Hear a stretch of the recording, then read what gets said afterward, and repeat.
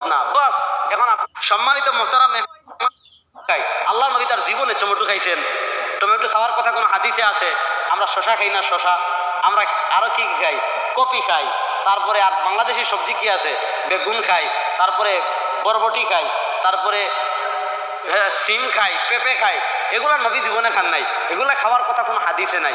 এগুলা খাওয়া হালাল কেন? কারণ খাবারের ক্ষেত্রে ইসলামী শরিয়ার মূলনীতি হলো আসলুস শাই আল ইবাহা। প্রত্যেক ওই খাবার খাওয়া হালাল যে খাবার নিষেধের পক্ষে কোনো দলিল নাই। শুধু ওই খাবারটা খাওয়া হারাম যেটা নিষেধের পক্ষে দলিল আছে। নিষেধের দলিল নাই এমন সব খাবার খাওয়া হালাল। টমেটো খাওয়া হারাম, দলিল নাই, এজন্য হালাল।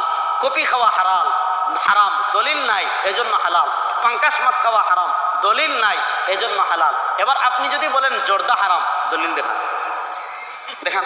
দলিল আমি দিব না। যদি আপনি হারাম বলেন দলিল লাগবে। যদি হারামের দলিল না থাকে ওইটা অটোমেটিকলি হালাল। কষ্ট পাইয়েন না। আমাদের সিলেটে অনেক শাক আমরা এমন খাই। আমি যদি আমার বাড়ি সিলেট, আমি সিলেট কোথায় আর রংপুর কোথায়? আমাদের সিলেটে যদি আমি অনেক শাক খাই, যদি আমি আইনা আপনাদের এলাকায় দেখাই, বলবেন এগুলো তো ঘাস।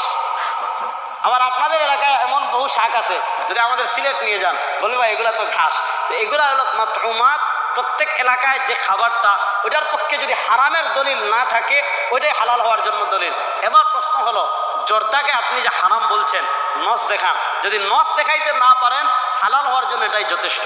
হ্যাঁ, আমরা বলি না খাওয়া ভালো, কারণ এটা স্বাস্থ্যের জন্য ক্ষতিকর। কিন্তু স্বাস্থ্যের জন্য ক্ষতিকর হলেও যদি হারাম হয়ে যায়, বাংলাদেশের কোনো মাছ আপনি খাইতে পারবেন না, সবগুলোতে ফরমালিন দেওয়া। বাংলাদেশের কোনো খাবার আপনি খাইতে পারবেন না। বলেন ফরমালিন এটা স্বাস্থ্যের জন্য উপকারী না ক্ষতিকর? কিন্তু কোনো মাছে যদি ফরমালিন দেওয়া থাকে, সেটাকে আপনি হারাম বলতে পারবেন না? শরিয়াতে তো সহজ না। বাস, এখন আপনি পাইছেন আর হারাম বলে দিলেন। এগুলো হলো বেশি বাড়াবাড়ি।